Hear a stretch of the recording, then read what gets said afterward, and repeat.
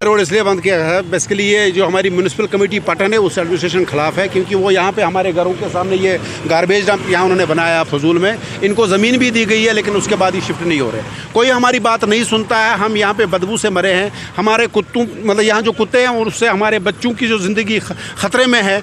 हम कई बार उनके पास गए, हम डायरेक्टर साहब से की नोटिस में लाए हैं, हम SDM साहब की नोटिस में लाए हैं, तहसीलदार साहब की नोटिस में लाए, हर किसी की, लेकिन हमारी कोई नहीं सुनता है। तो उस चीज़ से मजबूर होकर आप हमने ये रोड ब्लॉक किया था। लेकिन इस वक्त कंसर्न SO साहब की एश्योरेंस पर हम इस रोड ब्लॉक को खोल रहे हैं और उम्मीद करते हैं कि इस मसले को जल्द से जल्द सुलझाया जाएगा। और ये मसला इंसानी है। मुझे कुछ समझ नहीं आ रहा है कि उनकी उसमें मसलियत क्या है, क्योंकि वो तो एक एडमिनिस्ट्रेटिव मसला है, उसमें हम दखल अंदाज़ी नहीं कर सकते हैं।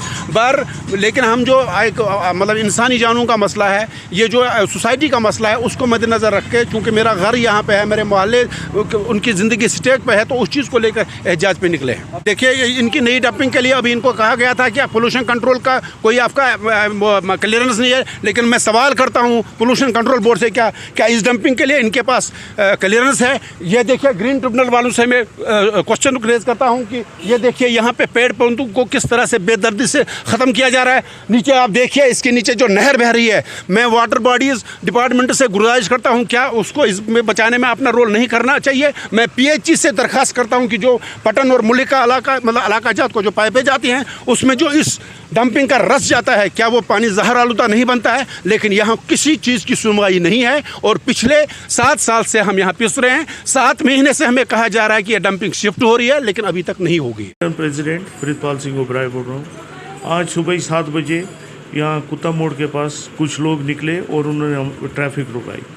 फिर मैंने SHO साहब को फ़ोन किया, वो वहाँ गए, उन्होंने वहाँ ट्रैफिक को चालू करवाया। ट्रैफिक का कारण ये है, जो हमारा कुत्ते मोड़ की ये डंपिंग की है, ये पिछली 40-45 साल से है, ये आज की तो है नहीं। अभी हमें लैंड कोई इशू नहीं हुई है नई के लिए, जबकि मैं 4 साल से ये प्रोसेस लगातार कर रहा हूँ। मैं DCOM साहब के पास गया, मैं हर जगह DC मैम के पास, जो भी DC सर थे पहले कोई, अब मैम आई है, मैंने हर वक्त इनको बोला कि मेरे को डंपिंग का दे दो। जो हमारे SDM साहब ने, उन्होंने पेपर्स भी बनाए, सब कुछ किया, लेकिन वो हमारी लैंड अभी हमारे हवाले हो नहीं रही है। अगर वो म्यूनसिपलिटी को दी जाए, हम इनकी ये जो ग्रीवेंस है ख़त्म कर दें, हम चढ़ाएंगे नहीं ऊपर जब हमारी अलग लैंड हो जाएगी।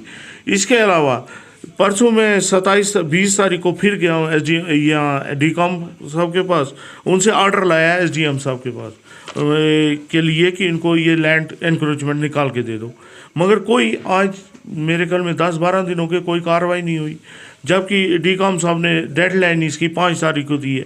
आज शाम को मैं इंतज़ार करूंगा, कल मैं DCOM साहब के पास फिर जाऊंगा।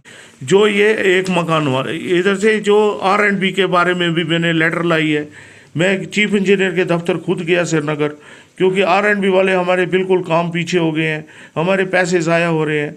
और इधर से अब अगस्त का महीना भी ख़त्म होने वाला है, दिसंबर में फिर सर्दी का मौसम, हम कुछ कर नहीं सकेंगे। उनको भी चिट्ठी डाली है, मैं खुद गया पर्सनली चीफ इंजीनियर का, लेकिन उसकी भी कोई कार्रवाई अभी तक नहीं हुई। उसके अलावा जो ये मकान का इशू है, जहाँ पे इस वक्त डंपिंग साइट है, ये मकान जो है अब्दुल मजीद भट्ट के नाम पे है ज़मीन, इसके कोई मंजूर अहमद वहाँ पे है, वो हमें तंग करता। और जो ये लैंड है मजीद भट्ट की, और ये मेरे पास एफिडेविट है, उसने लिख के दिया है कि ये लैंड जो है मेरी है, अगर आप इसको डंपिंग बनाओगे कुछ बनाओगे, हमें इसके साथ कोई कंसर्न नहीं है। फिर मेरे को समझ नहीं आता ये मंजूर अहमद बीच में से कहाँ से आ गया। अब मैं एडमिनिस्ट्रेशन जो भी हमारी पटन की है, पहले मैं इनसे अपील करता हूँ इसके पेपर्स देखे जाएँ, ये किसके नाम पर लैंड है और किसने मकान बनाया है, और क्यों मेरे को तीसरा थर्ड पर्सन तंग कर रहा है। क्योंकि मेरा जो भी खर्चा है, ये लोगों का खून है, यहाँ पे ये लोगों का खून। मैं इसके लिए मिट्टी की मैंने कम से कम 100 टिपर अभी तक डाल दिए हैं, उसको तो पैसा लगता है, मुफ्त तो आता नहीं है कहीं, इसलिए मेरा म्यूनसिपलिटी का नुकसान हो रहा है। और 50-50, 100-100 लीटर इसको मैं रोज़ फिनाइल डलवाता हूँ खुद खड़ा होके। तो ये मंजूर अहमद तब भी मेरे को रात को भी तंग करता है, दिन को भी तंग करता है। लैंड का हो जाता तो अब साहब, हाँ सुनिए ना, अगर मेरा ये एडमिनिस्ट्रेशन अगर मेरे को लैंड हवाले करते, मैं उसी पे काम लगा के मैं 2-4 दिन में ये सारा क्लियर कर दूंगा, लेकिन लैंड ही नहीं मेरे को दे रहे हैं, जबकि 15 कनाल बुरन में हमारी लैंड इशू हो गई है। कभी साहब बोलते हैं किसी के पास जाओ, बोले हमने सेक्रेटरीट भेजा है, कभी कहीं डीकॉम साहब ने बोला हमने भेज दी है फाइल, आप उसको कब्जा ले लो। मेरी एसडीएम साहब से यही अपील है, सुबह हमें फोर्स दीजिए, हम लैंड ले लेंगे अपने कब्जे में और उसका रस्सा बस्सा भगाई, ये परेशानी मुकाई। इसके अलावा मैं एक और बात कहना चाहता हूँ, इस वक्त टाउन मेरे में 20-22 हज़ार लोग सफ़र करेंगे अगर ये डंपिंग के लिए मेरी मुसीबत पड़ जाएगी।